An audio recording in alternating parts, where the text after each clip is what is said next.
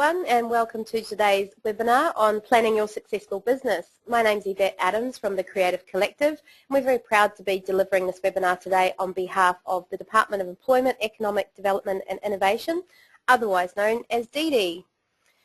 There's a picture of me, and just to tell you a little bit about myself before we get into the content today, I'm proud to be an award-winning business owner. I was named Telstra Businesswoman of the Year in the Commonwealth Bank Business Owner category just in Queensland last year. That was against 4,000 others, so that was pretty cool.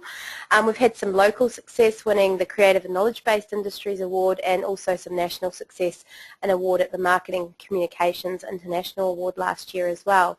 It's a business strategy I certainly encourage you to do, and one which I'd be really happy to answer any questions about perhaps at the end of this session today. I have started 4 different businesses, the first of which was a newspaper when I was 17. I sold that, well, I sort of got bought out, but that's another story.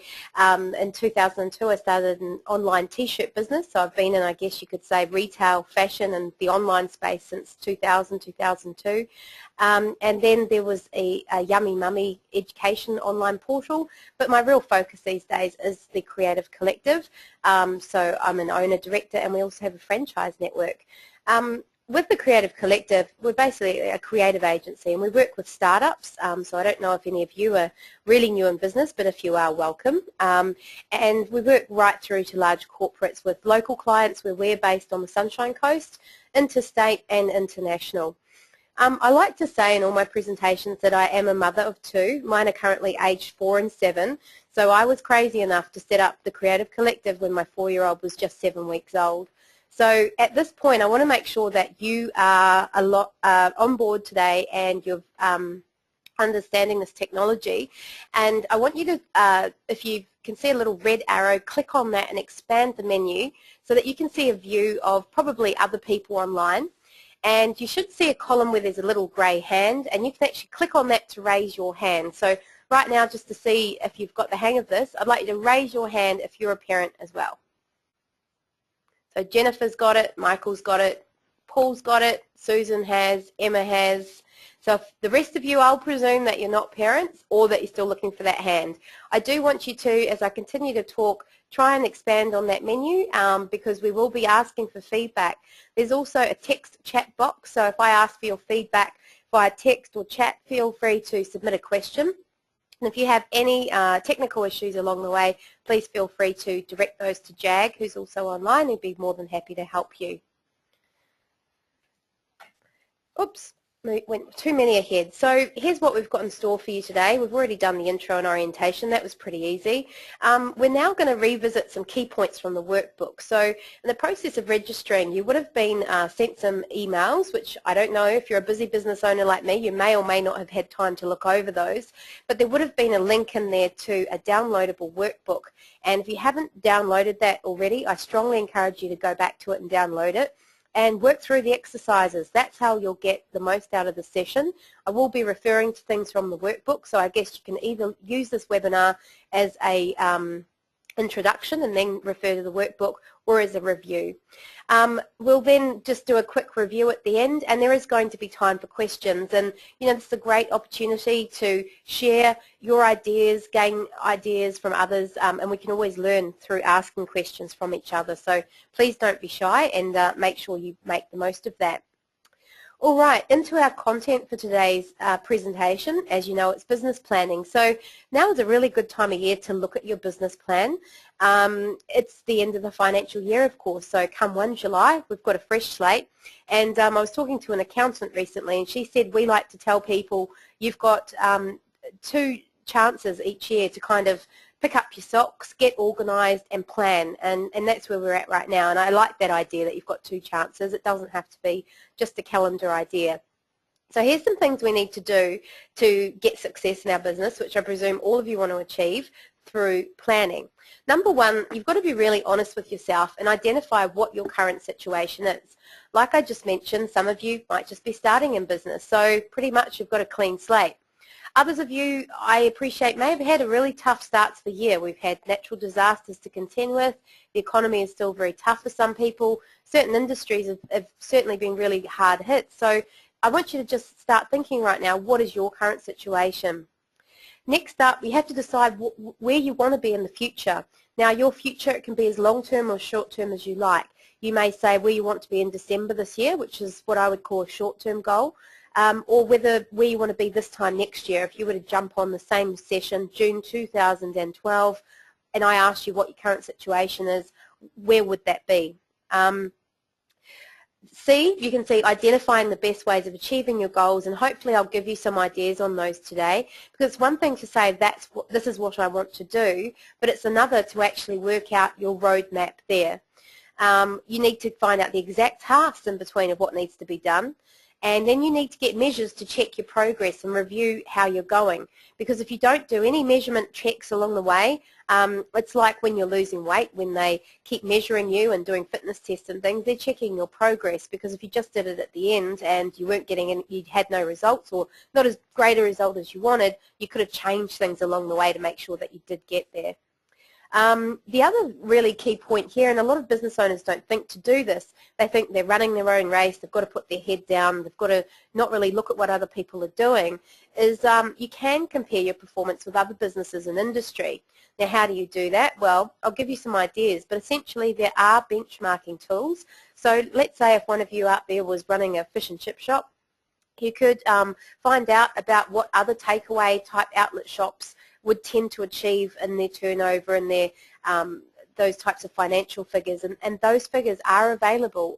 In fact, on Dee Dee's website there's some IBIS reports that you can look for. They do cost money, but if you find some value in that, that might be something you want to do. So look, in essence, planning is going to take you from where you are now to where you want to be. So I'm presuming you'll want to be somewhere else. Here's another way of looking at these goals, and this is the SMART acronym. Now, this is something that is used quite a lot. Could you raise your hands if you've seen or heard of the SMART way of doing goals before? This is something that you do see come out there now and then. Jennifer has, John has, Michael, Craig. Oh, not so many of you today. And Cheryl Lee, thanks for sharing that. Okay, well, for those of you who haven't heard about it, and for those of you who have, please bear with me just a moment. The S in SMART goals stands for specific. So if you have a goal, you need to know exactly what you want to accomplish with all the details. So the test of a good goal is to write it down and then make sure it has each of these attributes. And I'm going to get one of you to share your goals. So if you could all think what your goals are for, say, the next financial year, and I might get one of you to share just one of those. So think about those for a moment. The next one is M, measurable. Are you able to assess your progress, and how will you do that? Attainable. Is your goal within your reach given your current situation? Because we all might want $1 million turnovers, but in the next 12 months, is that achievable in your industry, with your resources, with your product, your service offering, and so on, for instance? Is your goal relevant towards your purpose in life?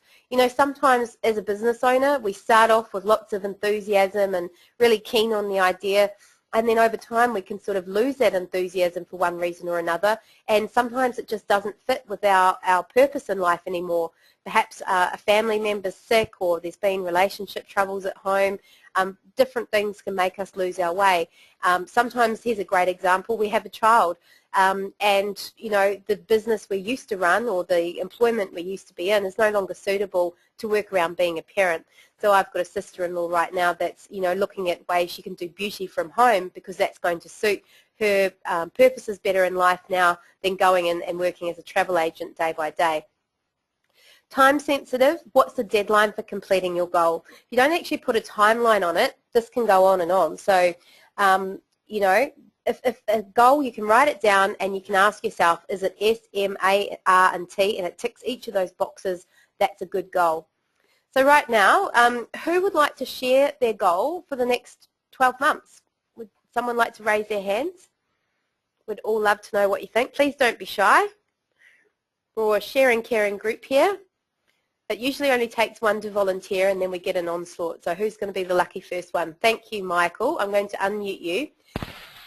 Michael, can you hear me? Yes, I can. Great. Welcome, Michael, and thanks so much for volunteering. You better probably first explain, I guess, where you are and what your business is. Well, right now I'm just doing a little bit of internet marketing, but I'd like to start up a new business. Mm-hmm. And And what location are you in today in Queensland, presumably? the Sunshine Coast. Okay, good one. So what's your SMART goal for the next 12 months, Michael? Okay, let's see. Do you know exactly what you want to accomplish with all the details? Probably not, no. Give it a shot. Give me a one-liner. Okay. To start a new business by the end of the year that's online. Okay, so let's take that and critique it. To start a new business, that's pretty specific. That's online, that's specific too, that's useful. By the end of the year, time sensitive. I could tick that one. Is it attainable? I guess only you know that, but if you're already doing that sort of thing, it probably is. Would that be fair to say? Yes. Is it relevant towards your purpose in life? That's also something probably only you can justify. It sounds like it suits you. Yes. Okay, measurable. How are you going to assess your progress? Are you going to check in perhaps each month? This is something you could perhaps add to your statement. Each month I will review progress and work out what I need to do to ensure I meet my deadline or something like that. Right. Yeah. And that's what I'm trying to sort out now, as a sort of maybe a mentor that's gonna kind of check in with me every couple months. That's a great idea. So that would help keep it measurable. So just through talking it through, I like that. That would help you measure it. And that's a good idea for maybe everyone else out there to, whether it's a family member or a friend or an actual official business mentor that's paid or unpaid, and there's also business coaches and consultants too. They would certainly help you measure it. And checking in with them each month will keep it really accountable. Thanks so much for sharing, Michael. I'm going to mute you again now, but feel free to contribute further on in today's session. Is there anyone else, now that Michael's led the way for us all, that would like to share their goal, and through that we might be able to learn how to make it smarter? Come on, you shy people. Oh, here we go. Jennifer has volunteered via text chat, so thank you. Jennifer Hall has said, my goal is a new-ish bookkeeping business to increase the number of weekly small business owners averaging 3 hours bookkeeping work per week by 3 more clients by the end of the financial year. Wow, I reckon you've definitely got it, Jennifer, because I know exactly what you're trying to do. It's specific, it's measurable, so you can be checking in if you're achieving that over the time. It's time sensitive, and like I said, same with Michael, attainable and relevant, only you would know. So that's bang on. Look, the other little tip I can give you on goals is that if you were to write it down, and that's the difference, by the way, between a dream and a goal. A goal is written down. You've committed to it. Also a goal, if you communicate it with those close to you, and look, the person you feel comfortable sharing that with may not be your partner. It may not be your best friend. It may be a business coach or somebody else, but do share it with someone to keep you accountable. The other thing about goals, apart from writing them down, is that if I was to pick up your goal lying around, I should know exactly what it is you're trying to do and how you're trying to do it. Example, if you were to write down, I want to write a book in the next 12 months, I wouldn't know what you're trying to write a book on, how often you're going to try and write to get that project finished. I would know you wanted to finish it in 12 months. So that goal could be enhanced by saying, I want to write a book on personal development by writing 1,000 words every day for the next 6 months, something like that. So that's a few tips on setting goals, which is the very first start of planning. Did we all learn something there? Put your hands up. And it's kind of simple concepts, but really important ones to make sure we've got our heads around. Good one. Thanks, David. Okay, so goal setting actions. Number 1, establish your goals. We've talked about that. But next you need to establish your priorities as well. So usually within a goal there's a set number of tasks. So someone like Michael has set an internet marketing business. So I imagine if that's what he's setting up, he may need a logo, he may need a website, he may need a product, he may need a price point, he may need to market the business. So you can see within that goal there's lots of separate tasks. So he needs to take that long list of priorities and turn it into an action plan. Now I can tell you when I started my online t-shirt business, that was a business from scratch. So I had no product, I had no price point, I just had ideas in my head. And I remember writing out a super long list that I put on the fridge, and I prioritized it. So I put the things, you know, that were most important at the top, like I needed a product. So first up was design and finding suppliers who would actually create the product and getting a handle on the cost so that I could then price what I was going to sell the thing for. Over time, I never thought I'd get through that list. It was overwhelming, but over time I did get through that list, and I had a business, and what do you know, 4 years down the track, something's saleable. By putting that list together and the priorities, you can then also identify the potential conflicts, problems, and risks, and that's certainly something that you should do as well. Now, some businesses are, as we've pointed out, having a hard time of it at the moment.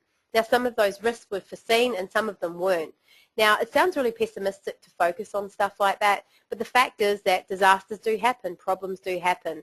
But if you can identify them and consider what you might do to manage the risk, then you're going to be in a much better business position. For instance, it's really good business practice. Most of us these days rely on computers that you want to back up, for instance. So if you can back up regularly, should your computer fail, should there be a disaster and it gets completely flooded, fire, theft, all those kinds of things, you have managed that risk. So there's an example. So think of what you couldn't do without, what could be a risk for you. Someone suing you and having the right insurances in place, the list goes on. Also establishing how you will measure the results. Are you going to commit to, like I mentioned, maybe a day a month where you review where you're at and you work on the business, not in the business? Is it going to be a business mentor that you'll meet with on a regular basis? Is it, I've heard of mastermind groups, people who get together and share with one another, and that's how they measure the results and keep on track. So there's quite a few ideas around that. Now, goals that influence business success. Any business, as we have said in previous webinars, will have a set of key factors which essentially drive it forward. And that's why we've picked that swimmer there with that butterfly stroke, because I don't know if any of you have tried butterfly, but it's kind of a difficult stroke. But if you get it going on, you can become very efficient, and it can look really good, and you can, you know, go a long way with it. But if you haven't got that going on, you're not going to drive forward. So look, what are the things that drive your business forward? Well, there's profit drivers, and they are financial profit drivers and non-financial profit drivers. Now, these are concepts that we covered in Improving Your Business, a webinar which was offered earlier in the year, and of which there is a recording now available on our YouTube account, which I'll get Jag to drop you a link so you can go and look for Improving Your Business on there if you'd like to see that. But essentially, there's things that drive your business forward financially. So that can be, you know, your turnover, your sales, how much you're paying for cost of sales and expenses. But there's also non-financial ones, like what's the productivity of your people in your business, etc. Now, there's profit goals as well, and an important thing is that people don't do necessarily when they set up in business or they plan their business in the year ahead, is they don't always work out what they need to make money-wise. So hands up if you have done that. You've given some thought to what money you need to make in the next 12 months, and you know what net profit you're trying to achieve. If you could put your hand down if it was up from before. So Susie's hand just went up, so I think she knows what she's got to achieve. Some of you don't. So there's an action point for today. So once you've worked out what you're trying to earn, less your cost of sales, less your expenses, what's the amount that you'll be left over with? What are you trying to achieve? Because often that's the owner's drawings that you can take out from there. Some people do it in different ways. So ask yourself, if you're running this business, what's it worth to you? The other really important point is cash flow management. Now, on a financial management webinar last week, which is also available on YouTube, we mentioned that the two biggest reasons why businesses fail is growth. They either don't grow fast enough or they grow too fast, and the other big one is cash flow. And right now, this is a super big issue, and it's why a lot of businesses are unfortunately going under or doing it really, really tough. Now, the reason they're doing it tough is sometimes not because they don't have the clients, and not because they don't send out the invoices, it's because sometimes the clients don't pay them, or they pay them later than they would usually, and that impacts on cash flow because you've still got your expenses and so on, and that becomes a real issue. So consider these things. There's great resources available on the DD website, and you may, like I said, find some benefit in checking out some of the past webinars on these topics. Okay, here's a really good exercise to go through if you are looking at planning your business as well, is a SWOT analysis. Hands up if you've done one of these before. Susie has, Michael has, David has, some of the same people. I'm just hoping that the rest of you know where the little hand is, so just click on that hand if you can so you can participate too. And if you're not sure where it is, text Jag and he'll give you some more instructions. Okay, a SWOT analysis can be simple as drawing a 2x2 table. So 2 rows, 2 columns. And put an S in the top left, a W in the right, an O in the bottom left, and a T in the bottom right. Now, the S stands for strengths. So strengths, identify them. Where are you right now? This is identifying your current situation. What's your competitive advantage? What do you offer that your competitors don't? What do you do differently? What are your personal attributes? I mean, are you a really good people person? Are you a good salesperson? Are you good on the phone? Are you good at marketing? What is it about you that is good for your business? Look at the market and industry strengths. So if I was to think about that for my business, I could say that that's a strength for us, and the ICT industry or the information communications technology industry does continue to grow. We keep seeing online businesses come up, there's social media, there's lots of areas where there's growth, there's mobile marketing, etc. Can you say the same thing about your business? Employees. Do you have employees right now? Are they working for you? Do you need new employees? What types of employees might you need in the next 12 months? So is that a strength or a weakness? Where would you put that? Location. Have you got a retail front? Is it got a good location? Pricing. Are you priced low? Are you priced mid-range or high? If you're not sure, it's time you did some competitor analysis, and that will also help you with that competitiveness. So I would like you to maybe even be doodling this right now. Get a piece of paper under your strengths, start listing some of these things. Under weaknesses, you can see here an absence of new products or customers. Markets move very fast these days and people get bored easily, and as soon as there's a new product or a new place to go, they'll be off customers. They want the next big thing. I know certainly in my hometown of Wellington, New Zealand, there were new bars always popping up, and it's because within about 12 months people would be bored and they would literally just go to the newest, coolest, hippest place. So what that has created in that particular marketplace is that businesses just change names and they change the fit out and they change the whole kind of branding and experience every 12 months. That's just the way it is there, which is not the case for some other markets. Staff absenteeism or productivity, is that a weakness of yours or not? How far is it for you to get to market and so on as well?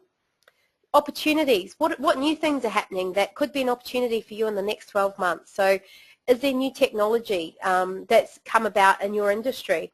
Could you get some new technology in your business, whether it's a new website or a new way of taking a point of sale that maybe feeds into your accounts, which makes you more effective? There's so much technology out there. Do you need to do some research on what's out there and what could suit your business? Maybe there's an action point. New market segments. Could you be selling to different target markets in different locations, selling them different products?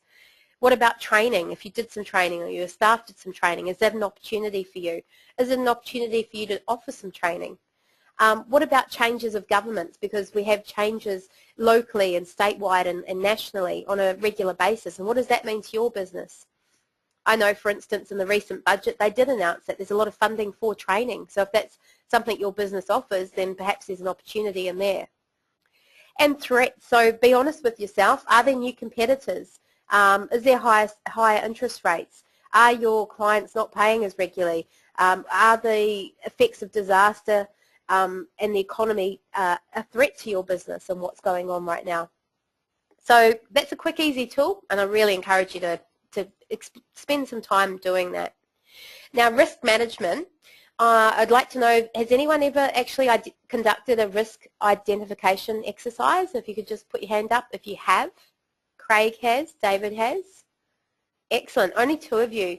Now look, some people who, okay, Jennifer and John, thank you for contributing as well. Look, every business has risks. Some of us operate in higher risk businesses than others, higher risk locations, higher risk industries. You know, certain industries are absolutely required to do this. They can't actually operate without doing some form of risk management, but every business has risks. And like I mentioned before, if you can go through this exercise, at least people, you've given it thought, and when it happens, it's not quite so scary. It's not the unknown. You don't have to think on your feet, and sometimes things need immediate decisions. And also, if your staff have had input in this, if you have staff, they could have some really good suggestions that you just hadn't even considered.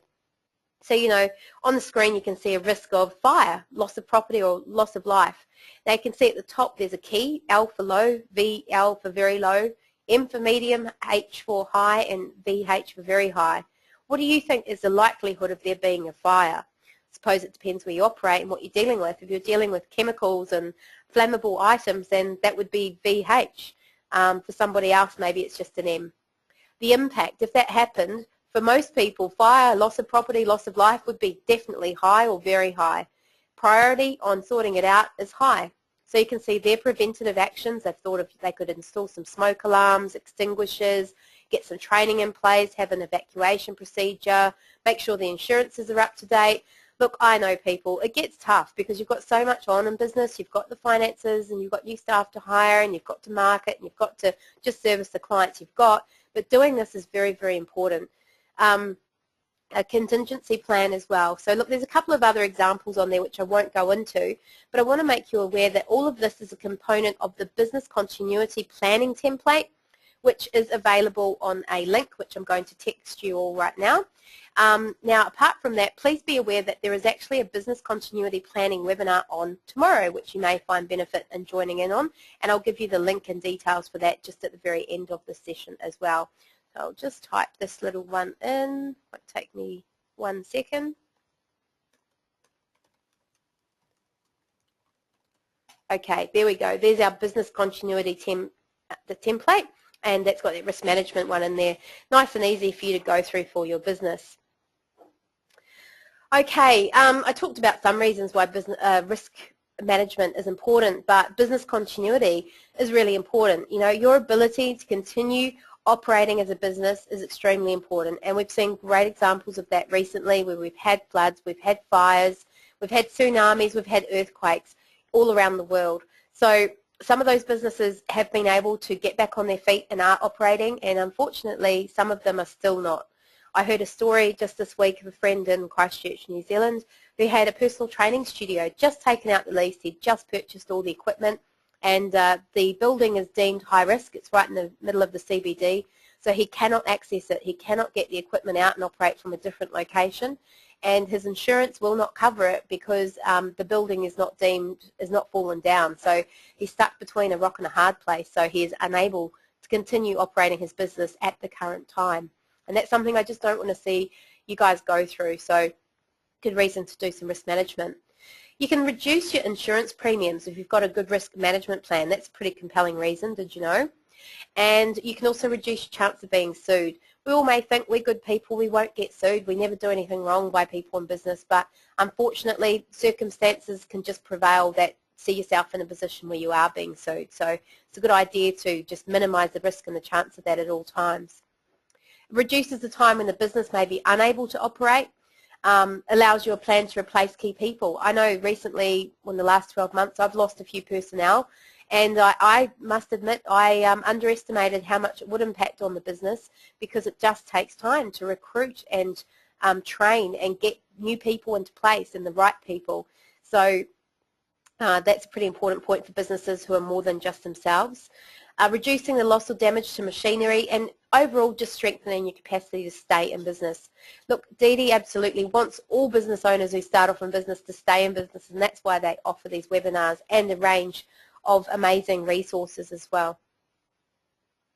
So with all of that in mind, what are the typical business planning tools? If you're going to do some business planning, having thought about your SWOT and thought about what your goals are, etc., what do you need to get into place? Well, here's 3 easy things. One's a business plan. And look, a business plan can be as long or as short as you want. One of my business plans for this particular business was 80 pages, but to me that's kind of overkill. The reason I did that was because I was part of a 6-month program, and we worked on a topic a month. Marketing was one, IT another, HR another, etc. And we had to do sections on it until that business plan was done. But you know, you can have a really effective business plan that's 10 pages, And the key point is that it should always be updated. It should be a living, breathing document. It's not something you do, put in a drawer and forget about. Probably even more important is an action plan, because it's one thing to have that plan, that business plan, but like I said, there's always little stepping stones, little sub-tasks that need to be done to achieve something in business. So for instance, at the end of each year, part of our overall strategic business planning is to sit down as a team for the whole day, identify things that we want to see done in the next 12 months, and then we do the sub-tasks of that and we allocate them to people with a timeline and a person responsible, and that's our action plan. I know the first year we did it, we had 188 action points, which sounds absolutely overwhelming, but over time you chip away, and that's over a year period, and you actually get somewhere in business, because doesn't the year just fly? And if you don't have these sorts of things in place, before you know it, we'll be another 6 months down the track, and you'll be left scratching your head wondering where the year went and why you're not further along in business. Look, the other one is a performance scorecard, or KPIs, and KPIs stands for Key Performance Indicators. You need to think about in your business, what are the things, the metrics I want to measure to know if I'm on track? So we've already talked about the need to measure, but what will you measure?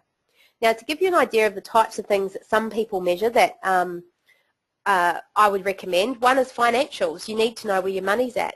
So you may want to measure your turnover, you may want to measure your cost of sales, your expenses, on maybe a monthly basis, because often people leave those things to the bookkeeper or to the accountant. They may only look at them once a year or every quarter.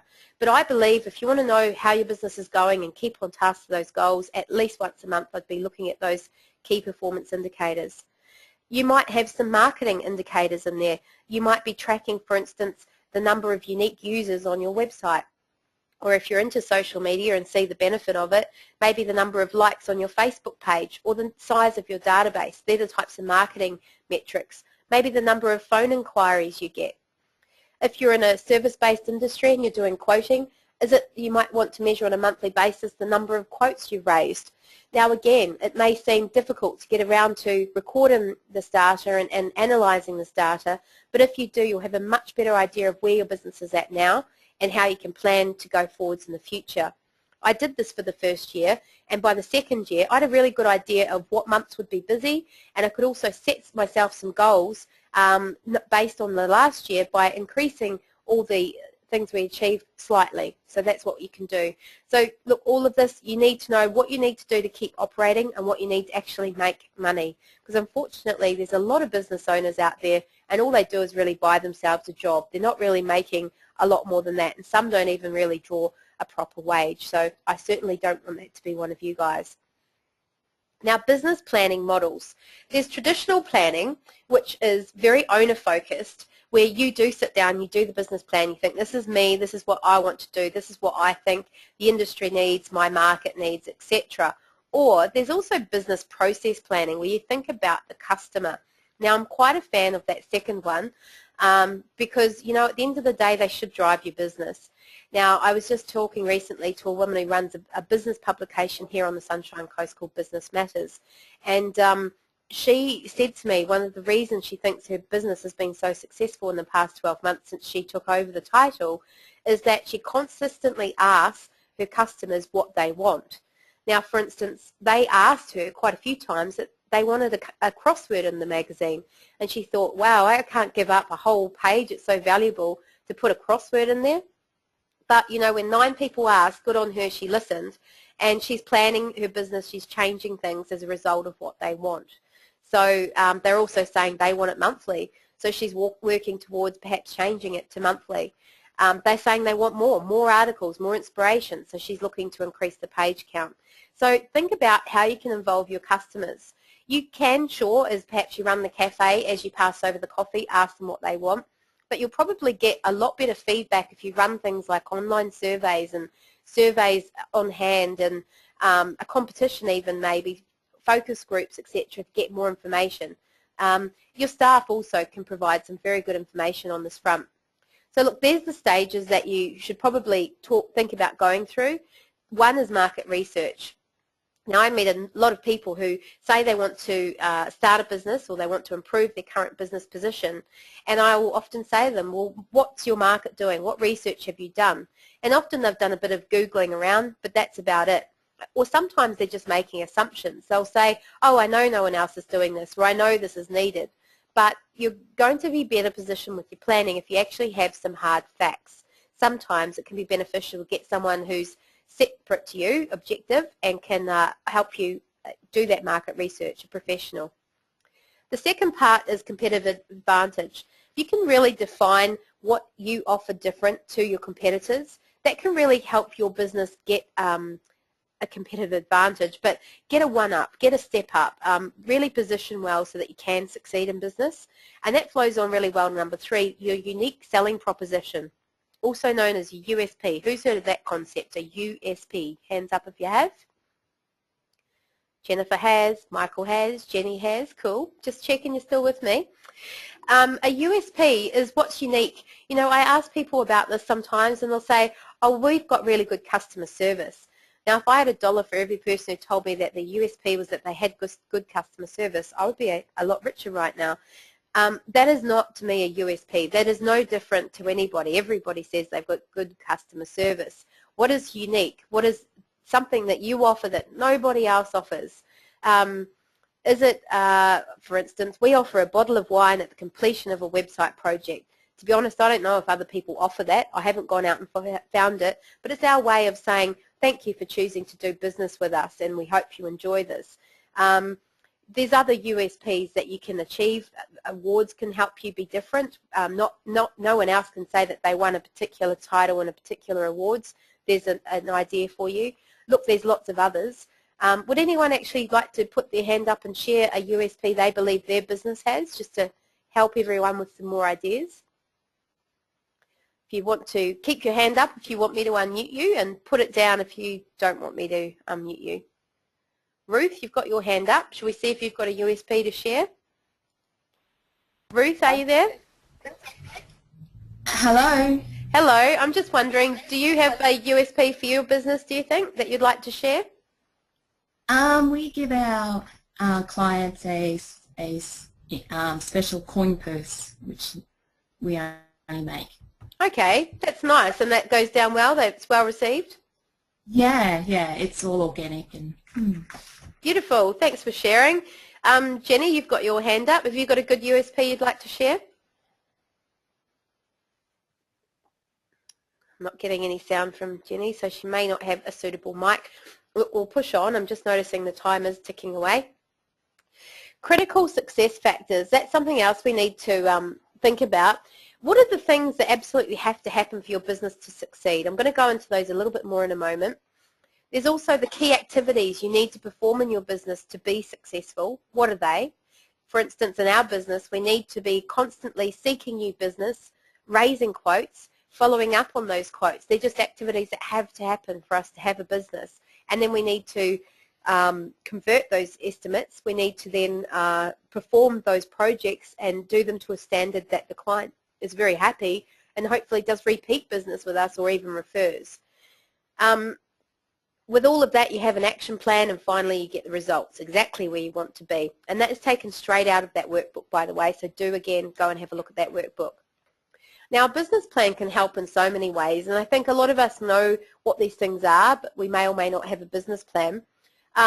In fact, I'm actually going to put a poll on now, and I'm going to ask you via a poll. It's going to pop up in front of you to just tick yes or no if you have a business plan right now, and I'll share those results with everyone in just a second. So a business plan can help you identify what your current situation is. We've worked out that we need to do that. Decide where you want to be. Identify the best ways to achieve your goals. Look at the strengths again, and set some short-term and long-term goals as well, the time frames, and it gives us something to review. It also is good for financiers and investors. I'll tell you what, right now the banks, if you're looking to increase your loans, get a credit card, get a new loan for anything, they're going to want to see a business plan, and it better be a pretty good one. Things have really tightened up, so that's a really good reason to have one if you need that money, that cash flow to get set up or get moving. It will save you some time, work and stress. You know, if you don't have a business plan, it's like kind of trying to go to somewhere overseas and not having a ticket or a map or a language book or insurance or anything in between. You know where you want to go, but you don't have a plan of how to get there. It can help increase profit, and it helps you set priorities as well. Okay, we've got 73% of you have voted on this poll. The rest of the 17% would like to. Then I can share with you who's got a business plan and who hasn't. It's 50-50 split at the moment, which is pretty interesting. Critical success factors. So I just mentioned before, these are the things that mean whether you'll succeed or not. Business management skills is a big one, and this is a part of why DD offers these webinars. We're trying to build the business management skills of businesses out there.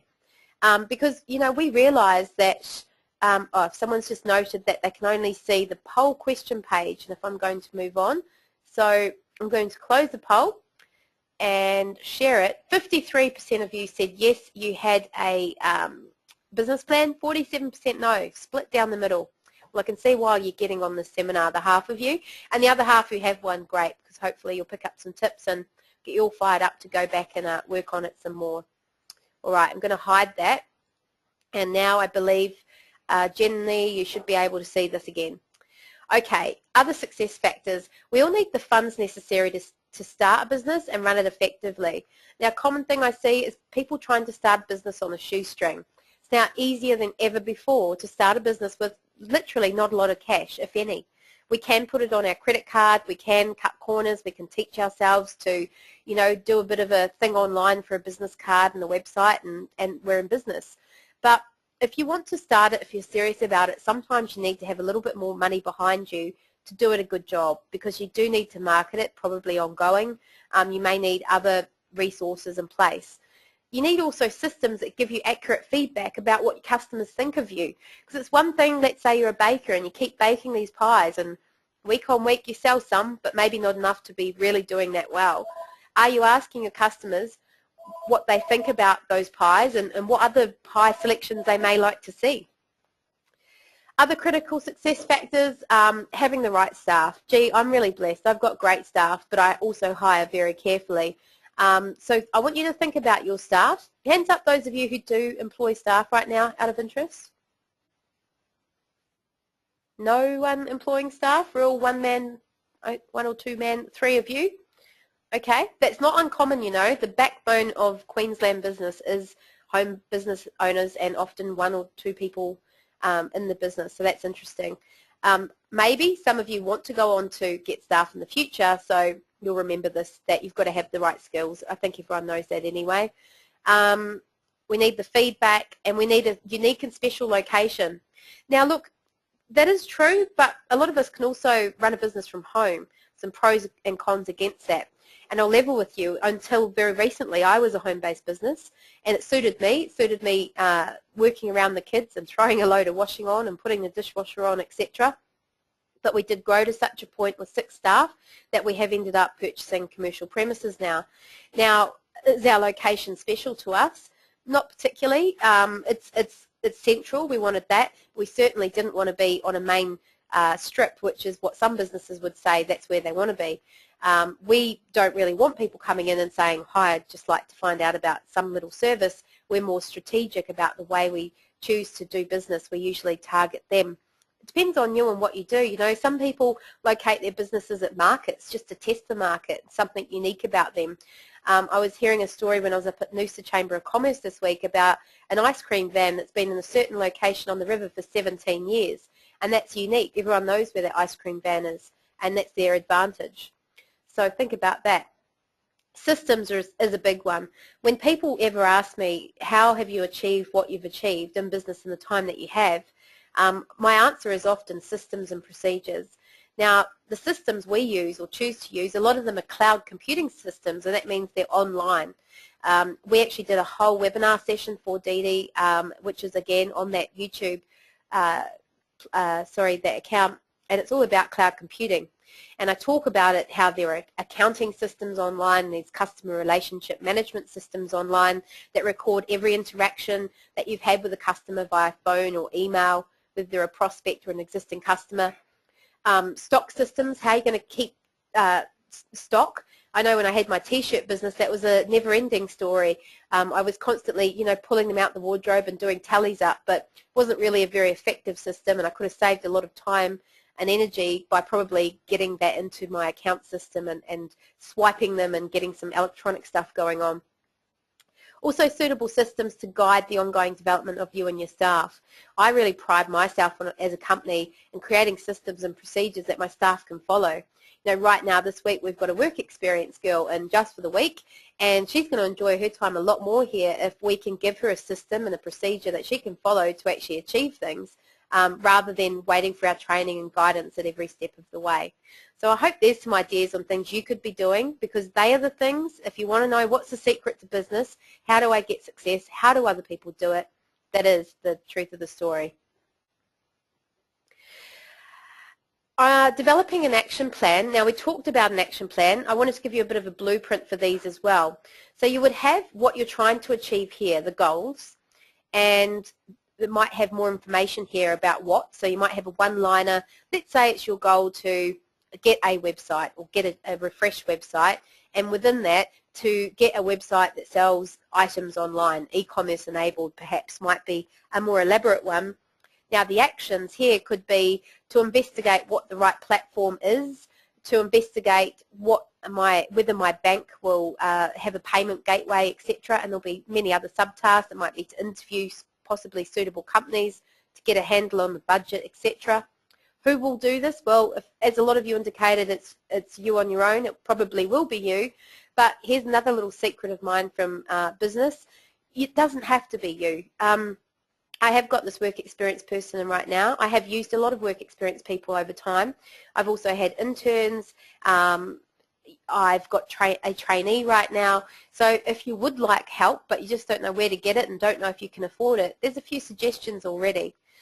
Talk to your local university, high school, TAFE. A lot of these kids really want experience right now, and they're hungrier than ever for it. So give them a chance and just see what they can do. Timelines. When do you need to achieve that by, and what priority is it? Is it high, medium, or low? You could do a priority like that, or you could do it on a number score, 1 to 10 or 1 to 5. And sometimes those priorities change, so just keep updating the action plan. I personally like to have my action plan on Google Spreadsheets, which is a free Google product, which we talked about in the cloud computing webinar, because then as it changes, you can update it, and also so too can your staff, which is pretty handy. So think about this concept as well. It's a pretty important one. Are you currently working in your business instead of on it? Who thinks they're working on their business right now? Hands up if you think you are finding the time to actually get around to working on it. David is, Jennifer is. Well, I'll tell you what, you're all actually doing it. You should all have your hands up because you're doing it right now. You're working on your business. I'm presuming you're not at the same time trying to do another business task, and I commend you for that. But I want to make sure that you allocate some time on a regular basis to do that.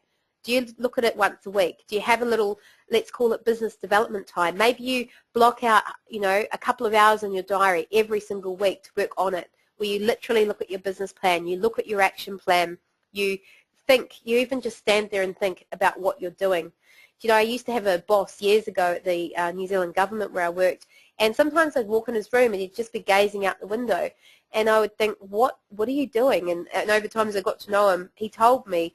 And his philosophy was that in Japan, they think it's a great thing to actually do some dream time. They have a special word for it, where it's literally coming up with ideas and refreshing the mind and then coming back to it. That can be sometimes more effective than just keeping on going and being less and less alert, because you just haven't given yourself that time out to think about working on the business.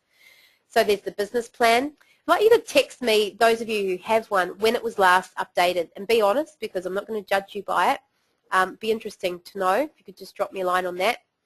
And I'd also like to know from all of you how much time you spend on this business you're in right now. Are you doing a 40-hour week, a 20-hour week, an 80-hour week, or a 100-hour week? Love to know. Drop me a little text and we'll take a look at those. Okay, I'm wondering how many of you have heard of the Stephen Covey's time management matrix. This is, again, straight out of the workbook, and there's some really great stuff in there. I was about 14 when I first come across Stephen Covey. He is, of course, the author of Habits of Highly Effective People, 7 habits, I believe.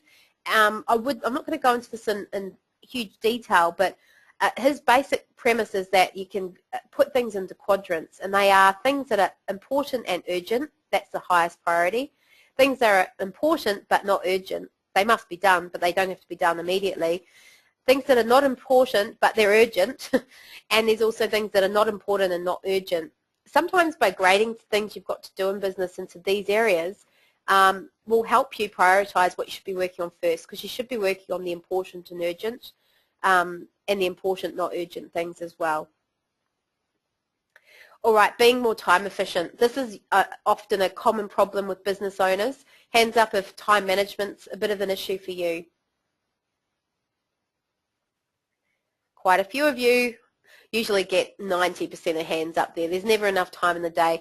Well, you know what? You're a business owner, and Donald Trump's a business owner, and so is Richard Branson, and anyone else that perhaps we think of as the uber business people of the world. They all have the same 24-hour period, the same 7-day week you have.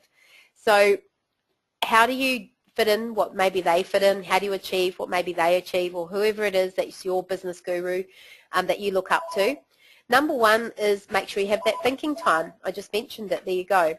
To write it all down. Write down what you need to do. I tell you what, the worst thing is going to bed with a head full of things that you need to get done. I find if I just grab a pen and paper, write it down, then I can actually sleep. Daily lists is a good idea. What will be my focuses today? Just recently I've implemented in our team what we call focus meetings. So once a week we look at what has to be achieved that week, and I'm just giving them 3 things each that have to be done. They are of the highest priority in their role within the company, and perhaps you could do that for yourself. Because sometimes you've got this long list, but if you could just achieve 3 main ones, what would they be? Do some long-term planning. Know your best time of day. I know my best time of day is actually night. I'm a night owl, but my partner is hopeless at night. He's good for nothing. So he's a morning person, and if I need to give him a task, I know he'll do it in the morning. Be yourself and use technology to be more time efficient. Who's scared of technology? Who doesn't feel like technology is their friend? Hands up if that's the case for you. Some of you have got your hands up, not everyone. That's good. Look, there's amazing technology out there. Sometimes taking the time to find what's right for you, and I certainly spend a lot of time doing that in the early days of business, can mean that you're more time efficient and you then can spend time on the business. We've only got a couple more slides, so thanks for sticking with me. Here's some more tips. The quest for continual improvement. Do you have a well-tested strategic business plan that identifies, that should actually say your vision?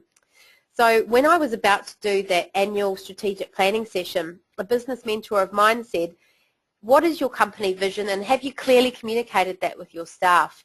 And I thought to myself, you know what, I don't know if I have clearly communicated it. I know it, but I don't know if I have. And each time we do that, it does change, and it is important for me to go through that with new staff and make sure that everyone's aware what is the overall goal, what is the thing we're trying to achieve. Is your plan followed in day-to-day operations? Do you set quantifiable targets for improvements as well? So each of my staff have targets that they need to hit in their different aspects of business. You know, even the 18-year-old trainee is responsible for recording all the social media metrics in our company and reporting on them, and he knows what targets we're trying to aim for. And when we hit a target, a certain number of likers or a certain number of interactions or followers or whatever it may be, we set a new one, a higher one, and that's how we keep on progressing and growing as a company. Here's another one that's a really important one. Have you documented and standardized all your key business procedures and evaluated them against customer expectations? Now, this is something I also spend a lot of time on. It again is something that I think is really at the foundation of a lot of our success. Now, I must admit, it was hard to do at the start. You do a task and you think, gosh, if I write down what I'm doing, it's going to take double as long. But you know what? If you take the time to do it that time, you won't have to do it a second or a third time. You can now delegate that to a virtual assistant or a work experience person or somebody else. So you can get on with other aspects of your business which are going to grow it. So if you haven't done that, make that a priority. And I will also tell you, it is sometimes a little bit frustrating having to go back to them and update them, but it's usually worth investing the time because then those things can be completed to satisfaction and customers are happy because they feel looked after. You've always got to look to improve these things as well by asking your staff, could we be doing this faster, easier, or asking yourself as well. And if it can be done in a faster, easier, better way, then look to change it. So as you can see here, Chris Cole said continuous improvement is about doing 100 things only 1% better, not one thing 100% better. You need to chip away at all of it. You can't just focus on business development or just on marketing or just on something you're passionate about within your business. Make sure that you're keeping a nice balanced approach and you'll get somewhere. Monitoring performance and revising planning. I think we've covered some of these, so I will whiz through them. Make sure you've got spreadsheets with the actual figures for the month, so do that on a monthly basis. And at monthly, quarterly and yearly intervals, do a business performance review. It can be really good to do that with an outside person. Could be a business advisor, a business mentor, a business coach, could be your accountant or lawyer, someone like that. Look at the tables and graphs. What do they tell you? Excuse me, are they trends? Are these good things or bad things that are happening? Think about what you can do about them. Hold regular meetings. I'm not one for meetings sake, but I must say that I find when I do touch base with my staff on a regular basis or my clients, it's amazing what better actions can come out of that. And keep an eye on the big picture too, because the business environment is constantly changing.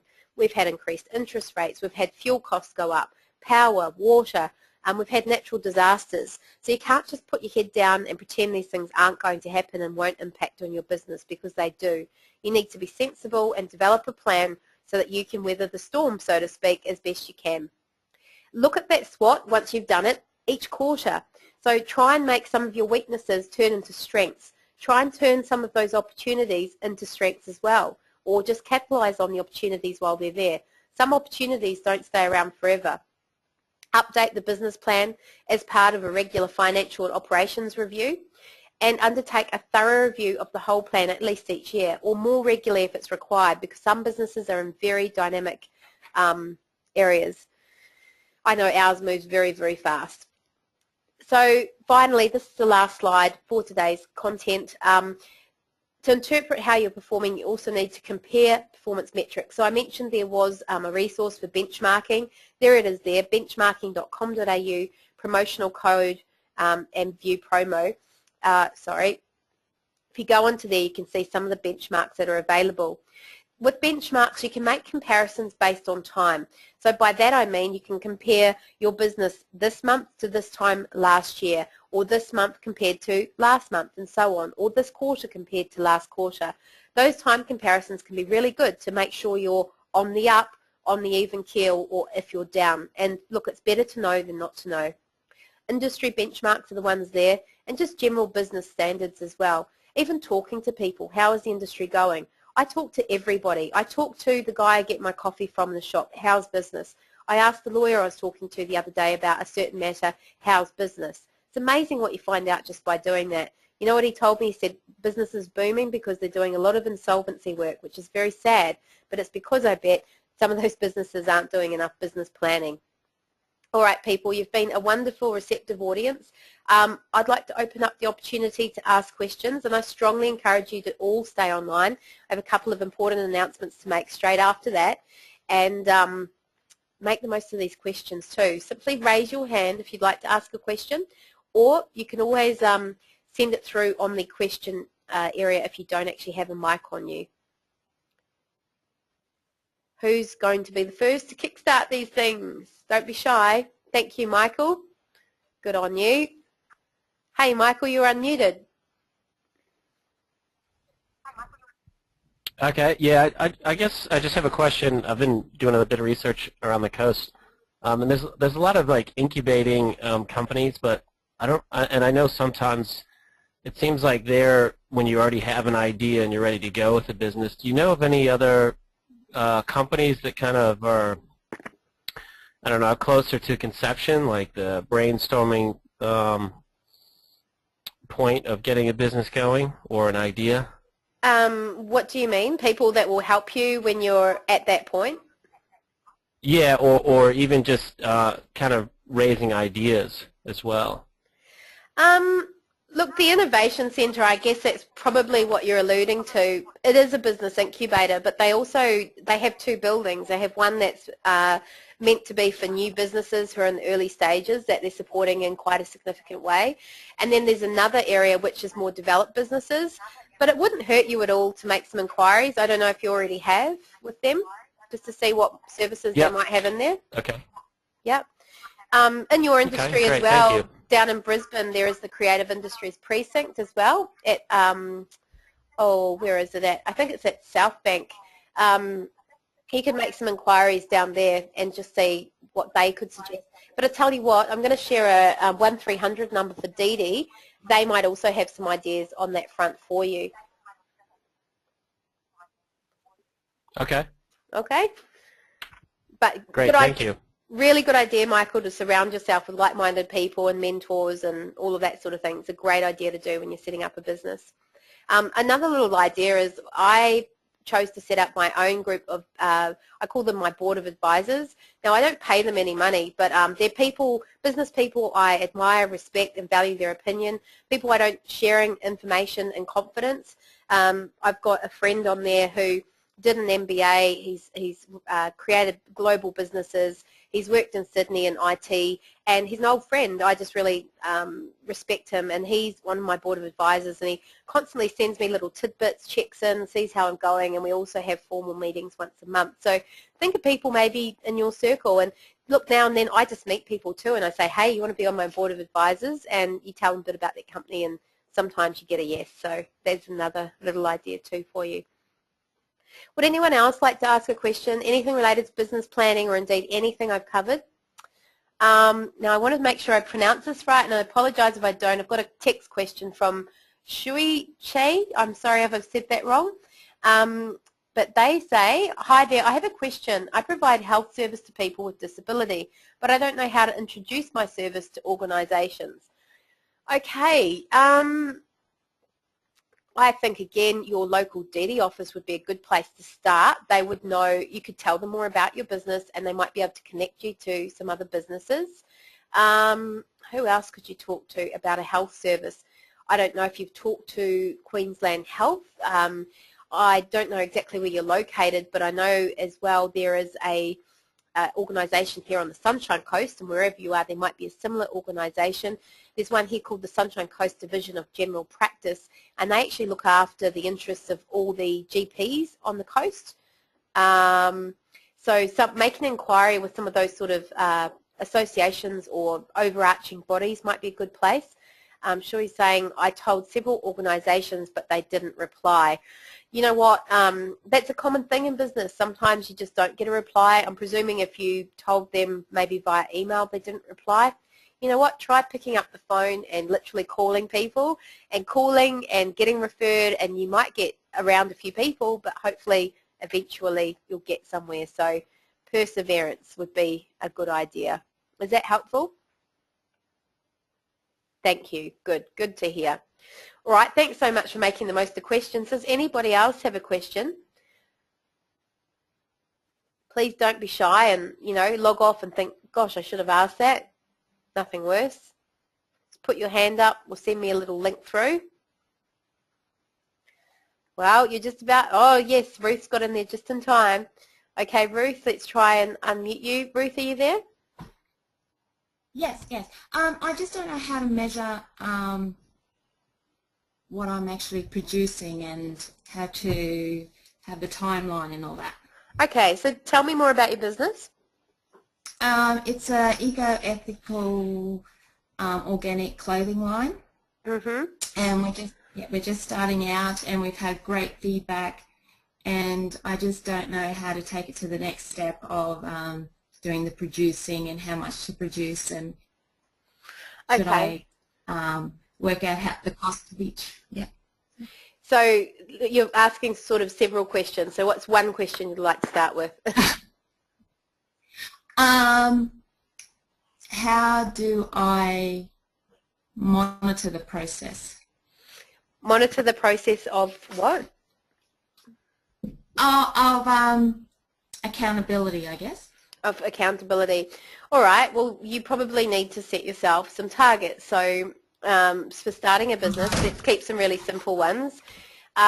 What is the amount of sales, let's say, the dollar figure that you might like to achieve on a monthly basis? Maybe set that goal. Then you will need to probably do a budget, and I'd suggest you do two. One for yourself. What are your personal expenses in life? You know, do you rent? Do you pay a mortgage? Do you have a car? Think of all those expenses. Think about your current means of income and your current expenses and work out, therefore, what you need to earn. You then take that into a business budget, and we, again, have past financial webinars you may like to listen to do up a budget. Probably financial management back to basics would be a good place to start. That business budget, you would work out what are going to be your incomes from the business, and if you don't know what they're going to be, you'll have to just guess, and then what will be your expenses for the business as well. And one of those expenses should be that salary that you're hoping to derive, which you've brought over from your personal budget. Does that make sense? Yeah. Okay, so once you know that, you can then work out, I have to achieve this amount of sales because of all these business expenses I think I'll have. So you will need to work out how much is it going to cost for the manufacture of the items, how much for the marketing, how much for, you know, you're going to have to think of every little expense you could possibly have. And even run that by some other people. If you say, I've thought of all of this, can you think of anything else that I may have? And they might give you some suggestions. And then you just allocate a budget. So, you know, for instance, we recently moved into this commercial warehouse. I didn't know what the electricity would be here. I do know what the body corporate is. So there's some things I know, some things I don't. So I've just had to allocate a budget as best I can see. And I then very clearly knew what I had to earn each month in order to pay those bills. And that's my break even. And if I earn more than that, then great, I've got a profit. Excellent. Does that help? Yeah, that's great. Thank you. No problem at all. All right, David's got his hand up, so I'll mute you, Ruth. This is good. The questions are flowing now. David, you're now unmuted if you'd like to go ahead. Hello. The thing I'm interested in is I'm in the position of doing a business plan. I've been doing it for quite a while, but to project, I'm in an infrastructure project that I'm trying to fundraise. But just the whole issues of how you, what is an appropriate level to pay yourself in the business, and or whether you're like an owner, you have capital in it. Do you know what I mean? Like, I do. What you want to pay yourself, it's pretty similar actually to what I was just talking about with Ruth. So you need to work out, because some people can live on very little, and some people say, oh no, I couldn't live on less than X, you know, they're used to a more luxurious lifestyle, shall we say. So work out what your expenses are, a personal budget, and what you just need to live. It's not so much that I mean. I can live on not that much myself, but from the aspect of balancing sort of your future equity in the project where you're trying to sell the project to investors, is there sort of a trade-off there? Like, I think what you're doing, it is a bit more complex, perhaps, like you say, than what Ruth was indicating. Maybe this story will help. When I started franchising my business, I really didn't know how many franchises I would sell, what my expenses would be, and just how it would be ongoing to run that aspect of the business. So I actually went and sat down with an accountant, and they helped me to do some projections, and they took my existing figures and they said, well, based on what you managed to achieve in your first year in business, and it will be their first year in this business, you know, we're going to presume that they should be able to make, say, $100,000. And these will be the expenses, and this is therefore the commissions you could possibly expect. And they were really great. They gave me a time budget, how much time I might have to put into them for training and developing resources, etc. Because I personally, like you, found that just overwhelming, mind-boggling. But they do that every day. I mean, they're professionals. So perhaps get as much information as you can together about what you think could be the case. Have your questions ready to go, and then really maximise your time when you book in a session. Okay, thank you. No problem. Great questions, people, and I'm very happy to help. Look, I'm aware we're like 10 minutes over, so I think we better wrap it up, and I'll make this couple of last announcements. There is another business continuity planning session. It's actually on tomorrow at lunchtime too. So if you enjoyed today's session, you can spare a lunch hour tomorrow too. Love you to get on.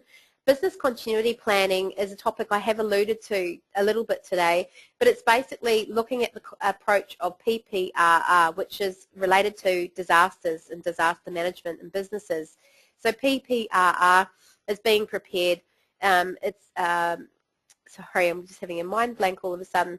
Being prepared, prevention, and then recovering, and your response immediately, and then your recovery thereafter.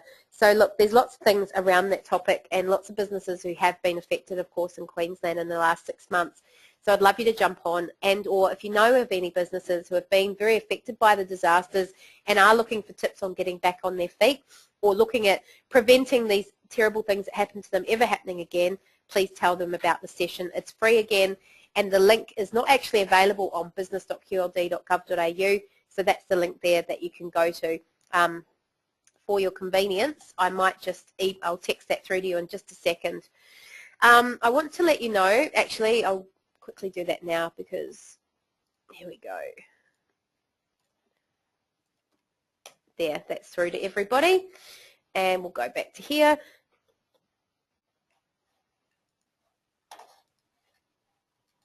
Okay, I want to let you know that there's help available. So business.qld.gov.au is DD's dedicated website. It is extensive. It has those benchmarking tools on it. It has that business continuity template for risk management. Has a bunch of other stuff. Go and have a look and make the most of it. There's also a business hotline, 1300 363 711. If you have any business question, you can literally call them up, and if they can't help you, which they often can, they'll refer you to someone who can. Now finally, it is part of our contract with DD to get your feedback on the session. Every single session we want to know what people thought, what worked, what didn't, what we can do better next time. So please, we're just texting you a survey link now, and if you could just please take 5 minutes is all it will be to give us some quick tick and flicks based on today's session. So I'm going to wrap up, although I do see Emma Ferris's hand up, so I might take a last quick question while the rest of you start completing that survey. So thank you very much for getting on. I hope I will see some of you on tomorrow as well. And please do refer to those resources, the workbook and the YouTube, and check out some of those